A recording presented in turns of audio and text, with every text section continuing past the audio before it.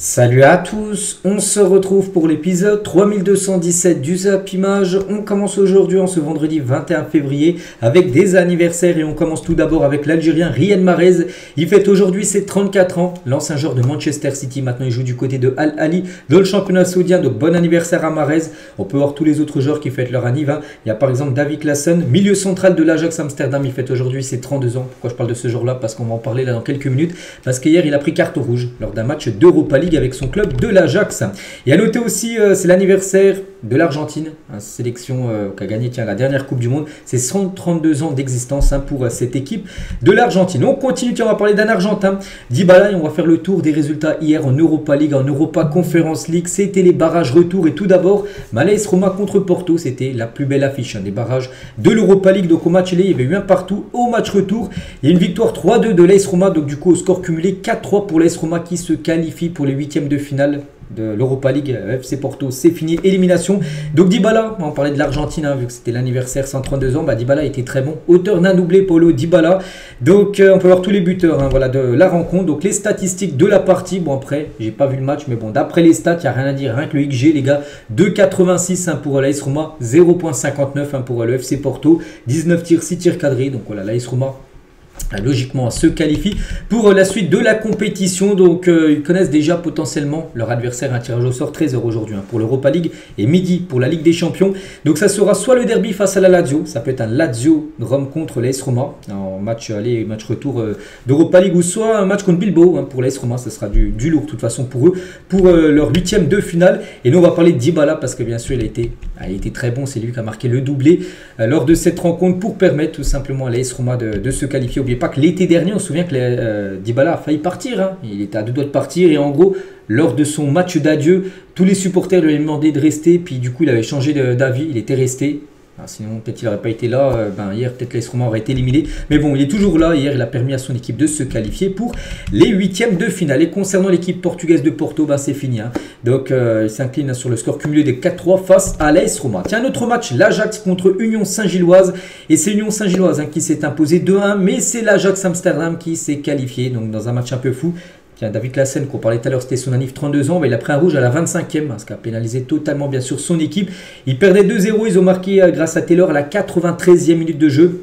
Et grâce à ce but marqué, l'Ajax se qualifie pour le tour suivant. Mais bon, ça a vraiment été une extremis.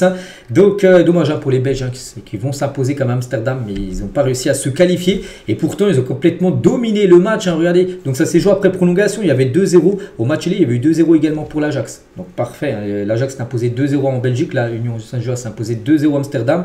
Et du coup, l'Ajax a réussi à marquer un but en prolongation. Mais regardez, c'est les stats. 34 tirs quand même pour Royal Union Saint-Gilloise, 11 tirs cadrés, 2 buts marqués, c'est dommage, 4,29 comme en XG, ils avaient mérité de marquer au moins 4 buts, ils en ont marqué seulement 2, et l'Ajax m'a efficace, voilà, 7 tirs, 5 tirs cadrés. Après il faut dire que l'Ajax, comme j'ai dit, a joué quasiment tout le match, enfin une bonne partie du match avec un joueur en moins, donc ça a été plus compliqué. Donc voilà, l'Ajax se qualifie, donc dommage pour Royal Union Saint-Gilloise, ils auraient mérité certainement mieux.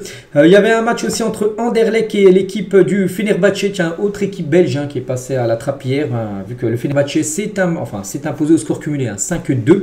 Donc voilà, belle qualification du Fener. À noter que En-Nesyri a été buteur. On va parler bien de ce joueur, Youssef En-Nesyri, parce que c'est son 15e but depuis début d'année, début janvier. Et il est co-meilleur buteur avec Ousmane Dembélé. On parlait beaucoup de Dembélé, 15 buts. Voilà, c'était le meilleur buteur en Europe. Il est ex-aequo maintenant avec l'attaquant marocain En-Nesyri, 15 buts les deux. À noter qu'Mbappé, juste derrière à 14 buts, Kylian Mbappé, depuis le début bien sûr de cette année 2025. Des autres résultats donc pour le Fenerbahçe, ça passe bien sûr, qualification, mais pas pour le Galatasaray qui a fait 2 partout à domicile contre l'Azel Alkmaar. Donc au match il y a eu 4-1 pour les Néerlandais, donc là score cumulé 6-3 pour l'équipe du Azel Alkmaar, du coup qui élimine l'équipe du Galatasaray. C'est une grosse déception pour le Galatasaray, qu'on va aller vraiment loin dans cette compétition dès les barrages. C'est fini pour eux. Pourtant Osimhen a été buteur, mais ça n'a pas suffi, donc élimination. Et belle qualification bien sûr pour l'AZ Alkmaar. Donc voilà. Concernant la Real Sociedad, il joue contre Midtjylland, une équipe danoise je crois. Donc la Real Sociedad s'est imposée 5-2. Donc score cumulé 7-3 pour la Real Sociedad qui se qualifie. On peut dire aussi tranquillement pour le tour suivant. 22 tirs, 10 tirs cadrés, 5 buts marqués pour les Basques. Donc un match bien sûr qu'ils ont totalement maîtrisé et dominé. La belle victoire aussi de Bodo Glimt contre Twente. Donc 5-2. Mais à noter les gars que c'est un petit peu fou. Donc déjà score cumulé il y a eu 6-4. Mais la fin de match était folle. Regardez ce qui s'est passé. Donc à la 91e minute de jeu, c'est Twente qui est qualifié. À la 92e, Bodo Glimt bien sûr égalise. Et du coup, c'est prolongation. Après 92, c'est prolongation. Ensuite, Bodo Glimt qualifié. Et ensuite, c'est en prolongation. En gros, il y a eu plein de buts en toute fin de match qui changeait à chaque fois qui était qualifié. Bon, ça s'est joué après en prolongation. Et nous, ce qu'on retient, c'est surtout que Bodo Glimt a réussi à se qualifier pour le tour suivant. Ça passe également pour Viktoria Plzen contre Ferencváros. Ils ont gagné 3-0 au match aller. Ferencváros s'est imposé 1-0. Donc, du coup, score cumulé 3-1 pour Viktoria Plzen qui se qualifie pour les huitièmes de finale. Et ça passe également pour cette équipe. Alors, c'est le FCSB, je ne sais pas trop qui c'est, contre le PAOK Salonique. Voilà, donc victoire 2-0 cumulé. Ça fait 4-1 pour l'équipe à domicile là.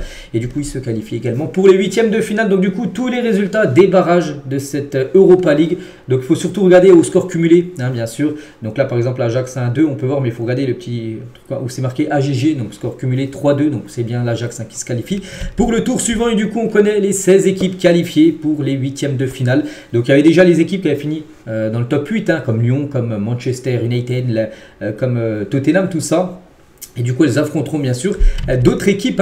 Et concernant l'équipe de Lyon, vu qu'il n'y a plus que Lyon, maintenant une équipe française engagée en Europa League, vu que Nice a été éliminé dès le championnat, on va dire, d'Europa League. Donc Lyon, ils connaissent déjà à peu près leur adversaire. Ça sera soit le FCSB, tiens, qu'on parlait juste avant, là, je ne sais pas trop où cette équipe, c'est une équipe en Roumanie, ou soit l'Ajax Amsterdam. Voilà, tirage au sort, c'est 13h.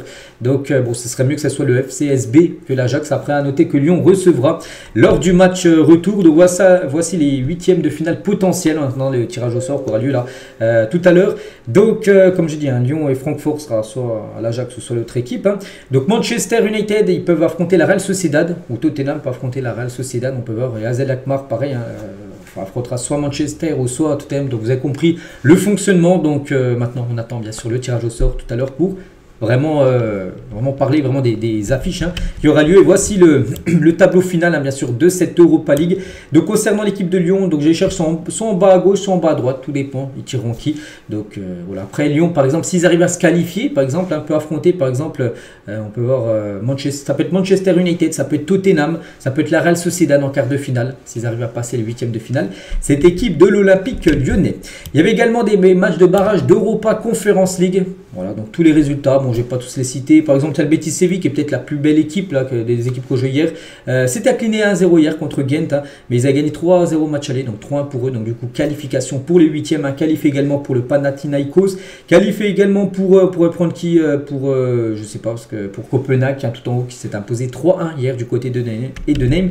Et du coup aussi, là, il y aura le tirage au sort également tout à l'heure. 14h, je crois, c'est le tirage au sort de l'Europa Conference League, où bien sûr Chelsea, c'est le gros morceau. Il y a quand même Chelsea, les gars, dans cette compète. Bon, en gros morceau, il y a Chelsea, il y a peut-être la Fiorentina, le Betis, mais peut-être Copenhague, voilà, ça devrait se jouer entre ces quatre-là, mais quand même Chelsea, quand même l'équipe qui a de fortes chances de remporter cette compétition. Et on peut voir voilà, le tableau final, bien sûr, de cette compète. Concernant cette semaine de Coupe d'Europe, là, tous les barrages ont été joués. Donc là, si on fait le point par rapport au classement UEFA, donc la France perd encore du terrain sur les Pays-Bas, l'indice UEFA, parce que les Pays-Bas, ils ont qualifié pas mal d'équipes. On sait que le PSV a éliminé, par exemple, l'équipe de la Juventus Turin au barrage. Le Feyenoord a éliminé l'équipe de l'AC Milan.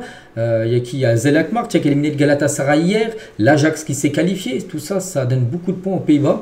Et la France, on sait qu'il y a eu des échecs. Bon, à part le PSG, mais Brest, ça a été éliminé. L'AS Monaco, ça a été éliminé. Voilà, donc du coup la France, bon, toujours à la 5e position des plus gros championnats, mais attention, les Pays-Bas reviennent fort, 66 150 points et la France 70 000, donc il y a à peu près un mois, je crois que les Pays-Bas ils devaient être à 63 à peu près, 63 000.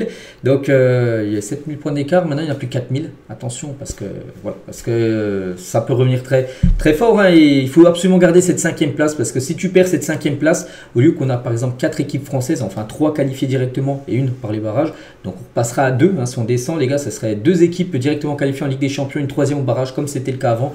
Donc c'est pour ça qu'il faut garder bien sûr cette avance hein, sur le championnat néerlandais et sur le championnat portugais. Donc après, on peut voir par exemple le championnat anglais hein, loin devant. Plus de 106 000 places. N'oubliez pas que les 2 premiers, les gars, l'Angleterre et pour l'instant l'Italie, auront du coup 5 équipes en Ligue des Champions. Normalement, c'est 4. Eux, ils en auront 4 qualifiés plus une 5e qui passera par les barrages. Voilà. Donc il faut finir dans les 2 premiers gros championnats.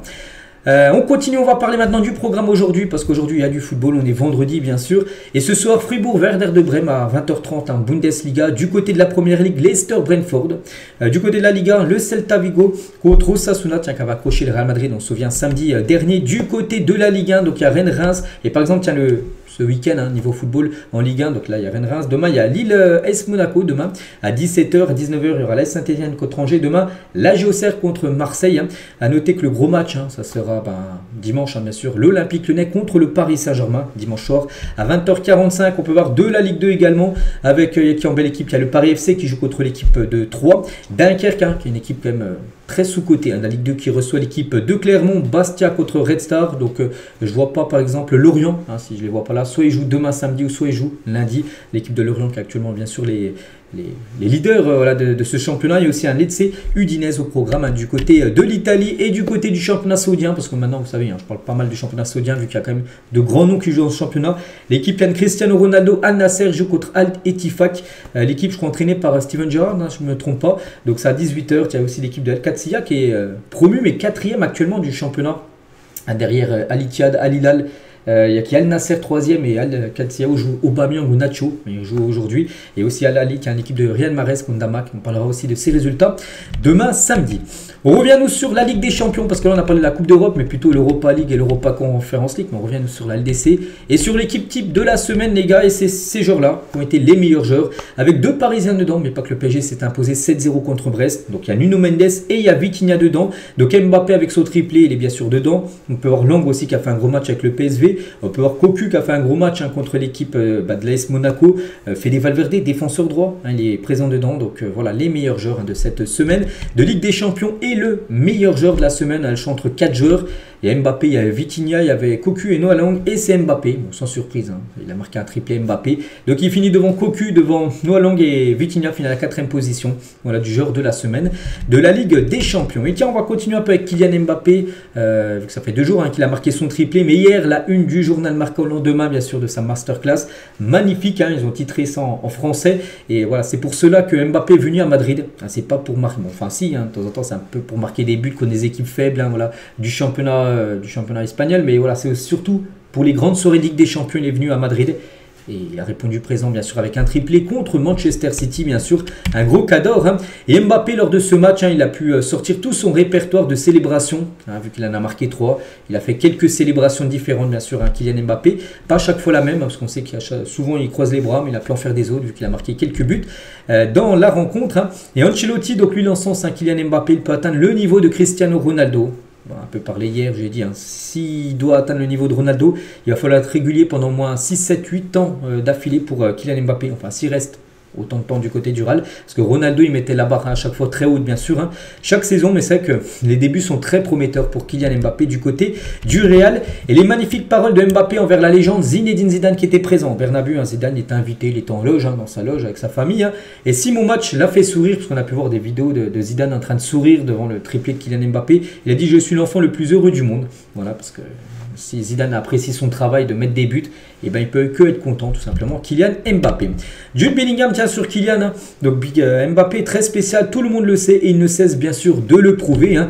Et en parlant toujours de Kylian Mbappé, donc il a marqué un triplé au Bernabeu, mais il avait également marqué un triplé au Camp Nou. C'est le seul footballeur de l'histoire en gros à avoir marqué en Ligue des Champions. Hein, je vous parle, avoir marqué un triplé dans un de ces deux, enfin dans les deux stades là. Au Camp Nou lors d'une victoire du PSG à Barcelone, c'était le 16 février 2021, 4-1, il a marqué 3 buts. Et là, au Bernabeu, le Real contre City, il a marqué les 3 buts. Donc en Ligue des Champions, on ne joue pas parce qu'il y a déjà des joueurs qui ont déjà marqué des triplés au Bernabeu et au Camp Nou. Mais en Ligue des Champions, c'est jamais arrivé. Lui, il a marqué un triplé à chaque fois dans ce gros stade, les deux gros stades espagnols, bien sûr, le stade du Barça, le stade du Real Madrid. Tiens, toujours du côté du stade du Real Madrid pour le match avant-hier, il y avait le père de Kylian Mbappé avec le père d'Erling Haaland qui était présent bien sûr en loge, ils ont pu se rencontrer les deux papas. Et en parlant d'Erling Haaland qui est blessé actuellement après l'élimination face au Real, Haaland prend la parole sur X. Nous restons unis, il faut parfois vivre cette expérience et en tirer des leçons. On ne peut pas toujours gagner. Nous nous relèverons ensemble. Voilà ce qu'il a pu mettre sur son réseau Instagram par rapport à l'élimination tout simplement de son équipe de Manchester City. Et pour revenir sur Kylian Mbappé, donc hier ça a été une journée déjà off, il n'y avait pas d'entraînement le lendemain de la victoire. Ancelotti a donné un jour de repos à tous les joueurs avant le prochain match du Real Madrid qui est dimanche à 16h15 contre, je ne sais plus contre qui, je sais plus, mais c'est en plein milieu de l'après-midi, c'est Girona. Donc Mbappé hier il était en France, il est à Caen. N'oubliez pas qu'il est propriétaire du Stade Malherbe de Caen et Caen actuellement 9 défaites d'affilée en Ligue 2, c'est une catastrophe. Et vu que c'est le propriétaire, il a dû venir quand même pour apporter son soutien, c'est obligé. Donc pour la première fois depuis qu'il est devenu actionnaire majoritaire du club, Mbappé s'est rendu en Normandie ce jeudi, donc hier, pour rendre visite au Stade Malherbe de Caen. Le Français a déjeuné avec tout le nouveau staff de Michel Derzakarian, le nouveau coach de l'équipe de Caen et l'ensemble de l'effectif professionnel avec les joueurs de cette équipe de Caen. Il leur a parlé, il leur a dit que voilà, que c'est pas encore fini bien sûr, ils peuvent encore se maintenir, mais bon, il va falloir gagner.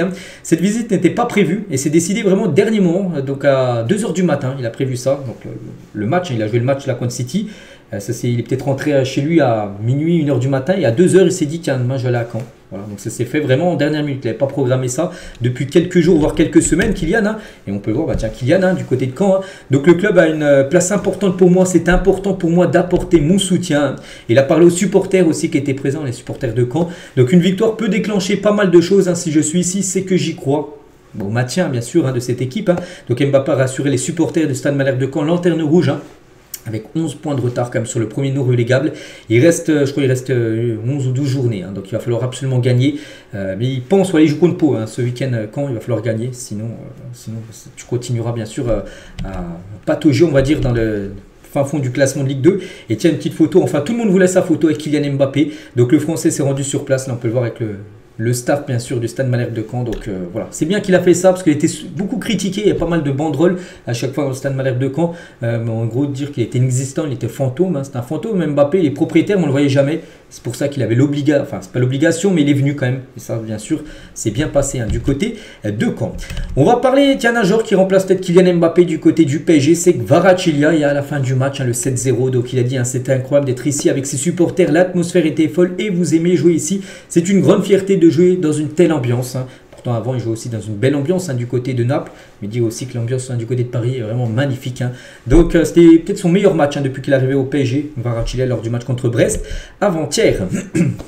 On continue les gars avec une photo de deux légendes du côté du Real. Une légende qui a tout remporté, enfin les deux ont tout remporté. Sergio Ramos et Vini Junior, les deux ont partagé cette photo sur leur compte Instagram où les deux s'échangent un maillot, l'un de l'Espagne et l'autre du Brésil bien sûr. Donc ils sont grands amis bien sûr. Et Vini et Sergio Ramos, officiel. Tiens, on va parler de la Ligue des Champions africaine parce que les quarts de finale ont été dévoilés. Donc voici toutes les affiches. Donc il y aura un Al-Ali contre Al-Hilal. Donc c'est pas le Al-Hilal en Arabie Saoudite. Voilà, en Arabie Saoudite c'est sur le continent asiatique. Donc là c'est sur le continent africain. Donc voici les 4 quarts de finale. Et je crois qu'Al-Ali c'est un peu le Real Madrid africain, ceux qui remportent souvent la Ligue des Champions on va dire. Donc voici les 4 affiches. N'oubliez pas qu'en Europe, la Ligue des Champions, enfin le tirage au sort, je l'ai dit, c'est tout à l'heure à midi. On continue, on va parler du PSV qui va jouer bien sûr la Ligue des Champions. Ils sont qualifiés, ils ont éliminé la Juventus Turin. Donc le PSV demande à l'UEFA de jouer son 8e de finale aller de Ligue des Champions le mercredi 5 mars en raison du carnaval. Il y a un carnaval à Eindhoven. Voilà, ils aimeraient le jouer le mercredi 5 mars. Leur match aller de LDC, on ne sait pas contre qui ils joueront, mais voilà, c'est une demande après ce que l'UEFA acceptera, ça on verra. On continue, on va parler de Clément Lenglet, un joueur du Barça mais prêté actuellement à l'Atlético, et en prêt du côté de l'Atlético, le club apprécie beaucoup Clément Lenglet, vraiment il fait du bon taf, il est titulaire comme indiscutable à l'Atlético, Clément Lenglet, et ils aimeraient le recruter définitivement, l'Atlético Madrid. Donc le Barça souhaite vendre son défenseur pour 10 millions d'euros, somme que les colchoneros pour l'instant jugent trop cher. Voilà, peut-être si c'est revu à la baisse, j'en sais rien, 7, 6 millions, 8 millions, je sais pas, mais voilà, peut-être pourrait l'acheter, mais voilà. il devrait certainement être transféré définitivement du côté de l'Atlético si accord est trouvé entre le Barça et les Colchoneros. On va parler de Djibril Cissé encore, ce regret de ne pas avoir pu atteindre la barre des 100 buts en Ligue 1. L'attaquant français a marqué 96 buts en Ligue 1 et aurait aimé en marquer 4 pour terminer sa carrière avec la tête reposée, parce que souvent quand il fait des interviews, il dit que voilà, lui ça le hante, hein. Il aurait aimé atteindre cette barre des 100 buts.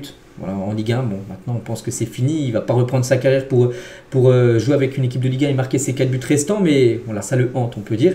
Djibril Cissé. Réuni mercredi soir, la commission de discipline de la LFP a affligé une suspension de 3 matchs, les gars, dont 2 matchs fermes au défenseur nantais Nicolas Kozza. Souvenez-vous, Nantes avait pris un 7-1 la semaine dernière contre Monaco. Pourtant, il menait 1-0, mais à la 8e minute, ils ont marqué au bout de 4 minutes de jeu, mais à la 8e, Kozza a pris rouge, une grosse semelle, et du coup, il a pris 2 matchs fermes, plus un autre avec sursis, donc voilà, il sera suspendu lors des 2 prochaines rencontres. Et sanctions aussi pour Luis Rubiales, ancien président de la Fédération espagnole de football. Souvenez-vous sur le bisou volé là sur Jennifer Hermoso quand l'Espagne avait gagné la Coupe du Monde, il lui avait fait un bisou sur la bouche, donc là ça a énormément fait parler à l'époque. Donc l'affaire, ça fait déjà plus de 2 ans, mais il y a eu... tribunal, c'est passé, et l'ancien président de la Fédération espagnole, reconnu coupable d'agression sexuelle après son baiser volé à la championne du monde Jennifer Hermoso, devra payer tout d'abord une amende de 10 800 €. Genre ça, il doit donner cette amende-là à Jennifer Hermoso. Il a également l'interdiction de s'approcher de la joueuse et ne devra en aucun cas communiquer avec elle pendant au moins 1 an. Donc il n'aura pas le droit de venir dans un rayon de 200 mètres. Si à Jennifer Hermoso, il n'a pas le droit de venir dans le rayon de 200 mètres, sinon, il peut être sanctionné encore plus. Donc voilà ce qu'il a eu. Luis Rubiales, qui a depuis, bien sûr, il n'a plus rien à voir avec le football espagnol. On va parler du FC Bayern Munich, et le maillot collector pour les 125 ans du Bayern a été dévoilé par Adidas. Voilà, Adidas, bien sûr, sponsor allemand qui sponsorise bien évidemment le maillot du Bayern. Donc voilà, c'est par rapport aux 125 ans de la création bien sûr du club du Bayern Munich. Donc il y a ce maillot collector. Après je ne sais pas s'ils le porteront ou non cette saison, mais voilà, il vient d'être dévoilé, il est tout simplement sublime avec le badge 125 Bayern Munich, porté là par Alphonso Davids et voilà, porté aussi par des légendes comme Robben qu'on peut voir, ou même des joueurs actuels du club. On va parler cette fois-ci de Théo Hernandez, et là c'est Milan compte pousser Théo Hernandez vers la sortie. La direction milanaise a pris la décision d'écarter l'idée d'une prolongation. N'oubliez pas qu'il est en fin de contrat en 2026, dans un an et demi à peu près, et il pourrait peut-être partir. En gros, si une belle offre arrive l'été prochain, mais il pourrait être vendu en gros Théo Hernandez. Et surtout là c'est un peu compliqué, parce que souvenez-vous, c'est peut-être lui qui a entraîné l'élimination de l'AC Milan en Ligue des Champions avec son rouge, son deuxième jaune où il a pris un carton rouge sur une simulation qu'il aurait pu totalement éviter. Donc voilà, là, actuellement il y a un gros conflit entre lui, c'est pour ça qu'il pourrait être vendu l'été prochain. Tu vas parler de l'ancien Marseille Cengiz Under, et bien officiel, donc il rejoint le Los Angeles FC. Vous dites pourquoi il y a encore des transferts officiels aux États-Unis, c'est ouvert le mercato. N'oubliez pas que là, le championnat commence dans quelques jours, la première journée de même MLS, donc le mercato est encore ouvert, c'est-à-dire que des joueurs peuvent partir aux États-Unis. Under quitte le championnat turc et rejoint Los Angeles. Il évoluera avec d'anciens pensionnaires de Ligue 1 tels que Giroud, Hugo Lloris ou même Denis Bouanga qui évoluent tous du côté des Los Angeles FC. Bonne chance à lui du côté des États-Unis pour l'ancien Marseillais. Hassan Diao, donc 19 ans, devrait opter pour le Sénégal au détriment de l'Espagne concernant ce joueur de Como qui fait vraiment un gros début de saison à Como. Il joue au Betis il y a quelques semaines, donc là il a été transféré en janvier à Como. Il a déjà marqué 4 ou 5 buts, j'en ai parlé il y a quelques jours. Donc il va représenter normalement le Sénégal plutôt que l'Espagne. Voilà. C'est sa décision, enfin c'est pas encore officiel, mais il devrait partir dans ce sens-là. Kevin De Bruyne met Eden Hazard dans ce top 5 des joueurs de son époque. Donc il a dit De Bruyne, donc il fait partie des 5 meilleurs joueurs du monde, juste derrière Cristiano Ronaldo, Léo Messi et Neymar. Il était tellement fort, entre les 3 GOAT là, donc enfin Ronaldo, Messi et Neymar. Il met Hazard juste derrière. Quand il était dans un bon jour, Eden était tout simplement exceptionnel. Il avait cette capacité à dribbler en 1 contre 1 avec un côté je m'en foutiste. Voilà, le dribbler, mais tranquillement on va dire. C'est vrai que bon, ça c'est quand il était surtout à Chelsea, quand il était dans les grandes années à Chelsea, là vraiment il était très fort. Après on sait au Real, les blessures, tout ça ça a été plus compliqué pour lui, mais voilà, beau message comme que Kevin De Bruyne sur son ami Eden Hazard. Carlo Ancelotti considère l'idée de garder Valverde arrière droit. Il a joué, regardez, il a fait un gros match, il était dans l'équipe type de la semaine de Ligue des Champions. Et il pourrait continuer défenseur droit. Et même après le retour de Lucas Vazquez, qui est pourtant défenseur droit. Bon, il y a Carvajal, bien sûr, quand Carvajal reviendra, il prendra sa place. Mais non, c'est Vazquez qui remplace Carvajal. Et Vazquez pourrait aller sur le banc et Valverde pourrait rester défenseur droit. Donc moi, personnellement, je pense que c'est du gâchis de mettre un Valverde défenseur droit. Même s'il est très bon défenseur droit, il est encore meilleur au milieu de terrain, son vrai poste, mais voilà, il a plus de garantie Ancelotti de mettre Valverde défenseur droit, même si c'est pas son poste, que Vazquez qui est défenseur droit. Donc après au milieu de terrain, comme ça met une place en plus pour un milieu de terrain. Il y a du Ceballos, il y a du Modric, il y a du Tchouaméni, il y a du Camavinga, Bellingham. Voilà, tu as quand même du monde bien sûr au milieu de terrain pour compenser Valverde, défenseur droit. Record dans l'histoire du football belge, hein. Le club Bruges va encaisser minimum 60 millions d'euros pour son parcours en Ligue des Champions, sans compter sa qualification en huitième de finale arrachée avant hier soir contre l'Atalanta Bergame. Mérité pour ce club qui bosse bien sûr, cette équipe de Bruges. Mais 60, on sait que la Ligue des Champions de toute façon c'est jackpot, hein. Plus tu vas loin, plus tu gagnes de matchs, tu as des primes.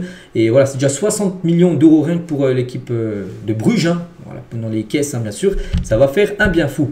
Alvaro Carreira, c'est la piste prioritaire de l'Atlético Madrid pour le poste de latéral gauche. Voilà, ce joueur du Benfica pourrait débarquer du côté des Colchoneros. Du côté de l'OM, donc Marseille s'est plaint à la direction de l'arbitrage d'un opérateur VAR qui a affiché publiquement sur ses réseaux sociaux sa passion pour le PSG et son désamour envers l'OM. Voilà, donc Marseille, ils n'ont pas accepté ça, que quelqu'un, lors d'un match de Ligue 1 qui est à la VAR, il a montré en gros sur son compte personnel, en gros Instagram, qu'il préfère le PSG à Marseille. C'est-à-dire qu'un arbitre préfère une équipe plutôt à l'autre. Donc voilà, ça peut jouer bien sûr dans son jugement, bien sûr de situation sur un match. Donc voilà, Marseille s'est plaint direction d'arbitrage par rapport à ça. On va parler de Dayot Upamecano et prolongation de contrat imminente entre Upamecano et le Bayern. On sait que le Bayern a prolongé pas mal de joueurs là ces derniers temps. Musiala qui a prolongé jusqu'en 2030. Alphonso Davids également qui a prolongé jusqu'en 2030. Et Upamecano pourrait prolonger. Après, est-ce que ça sera 2030 avant ou après? Je ne sais pas. Enfin, 2029, 28 ou 31 ou 32, j'en sais rien. Mais il pourrait prolonger également du côté du Bayern.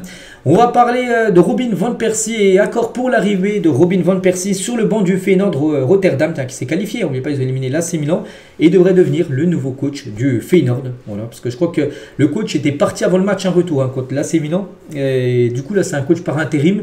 Et là, il devrait avoir un nouveau coach sur le banc du Feyenoord. Ça devrait être Robin van Persie qui était coach avant, je crois, des U18 de cette équipe.